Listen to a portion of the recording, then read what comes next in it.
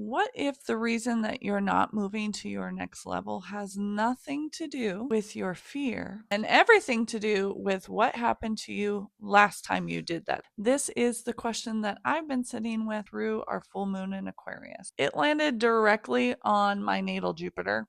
But before we start, hi, I'm Elizabeth. I'm an astrologer. I'm actually a medical astrologer to be exact. If you want to see how the full moon is going to play out in your body and in your life, go ahead and go to themedicinalmelange.com. We can sit together and see how the full moon is playing out and maybe even playing in your face. With this full moon in Aquarius and it hitting my Jupiter, can I bring more people into my life? Can I bring more capacity to my workload? Can I bring more success?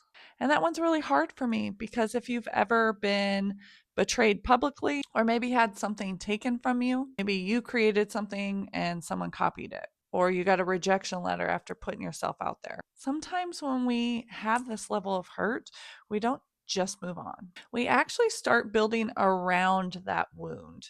And I think we kind of tell ourselves that we're just being more mindful, more careful, but sometimes we are building, and I found myself building a future that was smaller, but the reason why it stayed small and I stayed small is because I didn't want it to happen again.